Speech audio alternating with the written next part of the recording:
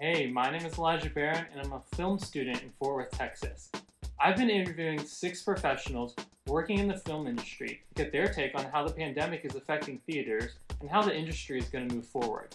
And even though this is all done remote, I'm still using the same professional studio, camera, and recording equipment that I would have, even if I had met with these folks in person.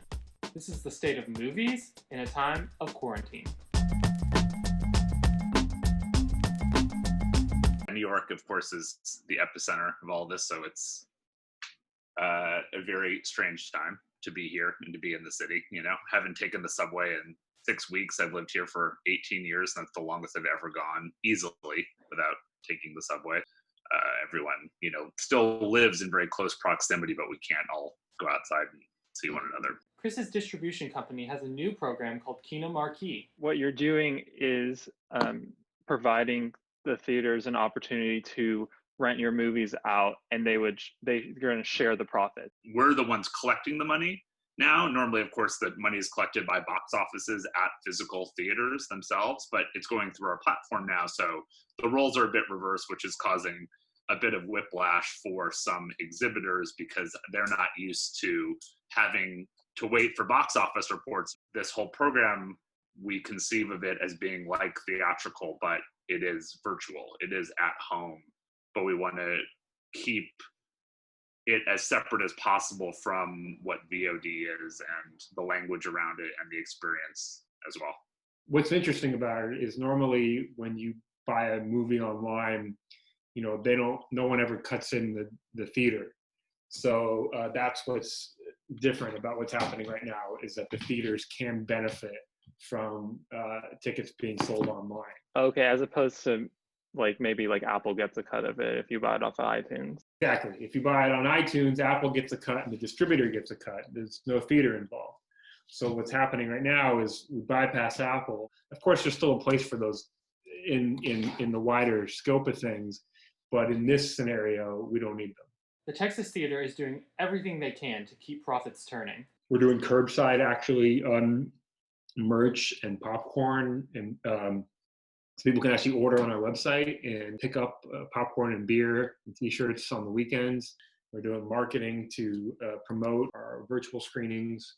We have a new little Patreon channel where we're putting filmmaker interviews. Maybe in the end, these niche theaters will be the most successful. Since we've done Kino Marquee, the most successful theaters in this initiative have been the ones who have really loyal member bases and really passionate audiences that go to those theaters to see a certain kind of movie. And they're buying tickets, the virtual tickets to these movies online because they want to support those theaters. Well, is anyone actually going to the movie theaters before, though? You see all these articles, it's like the fall of movie theaters and whatnot. People have been watching movies at home since the 70s. Now we're streaming. 10 years from now, we'll be hologramming. 10 years from then, we'll be implanting, whatever. People will still want to get out of their house and go to the theater. Same thing is going to happen, when the shutdowns end eventually. People who are stir crazy, they're going to want to get out of their house. We can duplicate that experience at home as much as possible. But still, you still want to see it with friends. You still want that experience, like when I saw Black Panther and I looked around the theater and I saw little black kids, not sitting on their parents' lap, but standing on the seats, just leaning toward the screen, just enraptured by the world of Wakanda and everything. And you go, yeah, that's what going to the movies is about. Not everyone agrees. I suspect that flash forward 20, 30 years, I could be wrong. One thing we know is we can't predict the future, but often entrenched industries refuse to adapt and then end up losing out. And I think that could be what's happening, unfortunately, to theaters. COVID-19 poses a potentially existential threat to an already suffering business. I think that we're at the point where we have such good quality, we can almost replicate a theater at our house. The fact is that there's so much content available, good quality content available at home. I don't think a lot of people care that they watch things as they come out. For a long time, the theaters have always wanted to have as long of a window as possible because they don't want to give people the option of watching the movie at home versus their theater. It creates that exclusivity that is, of course, manufactured. You know, there's the technology is available to technically open a movie the same date in a theater and on a streaming platform, but that window has been created to kind of protect the integrity of the theatrical experience. That's been collapsing more and more and more over the last decade. I think there are some things that people take into account when they're making their film, knowing, okay, is this going to be streaming or is this going to be at the theater? And of course, I believe that nearly every filmmaker wants and believes that their film should be seen at a theater. I just want the work to be seen. You know, look, went to film school, shot everything on film. Oh, I love film, and you know, it's classic and it's beautiful, and that's all true. But the truth of the matter is, right now, we're seeing some of the best content on Netflix, on Amazon Prime, on Hulu, on other. Quibi now has their thing going on, right?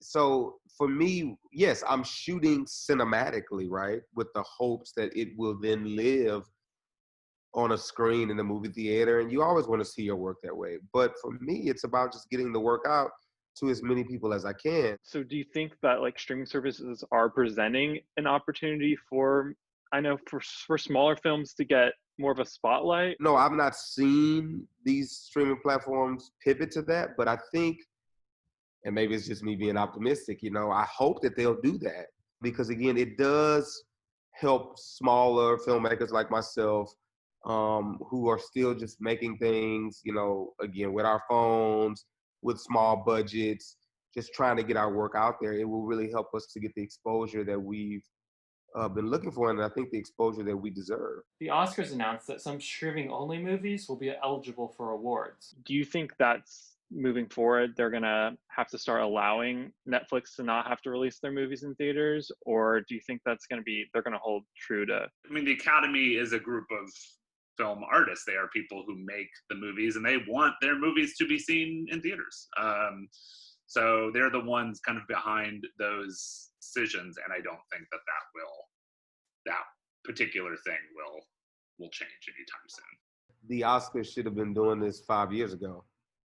You know, I mean, I think there's some really, really great films that should have had the opportunity to be nominated, probably would have won, you know, had they been in the pool of nominations. And I just hope that this new sort of era that we're living in right now becomes a mainstay. Kelly worked publicity during 9/11. I see this very similarly, but I'm not a doom and gloom person, but I almost see this as being tougher because 9/11, I mean, it happened to us, America, but it did happen in New York. And we felt the effects here in Dallas and everywhere else. But this is like a plane hitting every city in the nation. Not just in my college, university, city, country. I think the world, right? We have seen inequities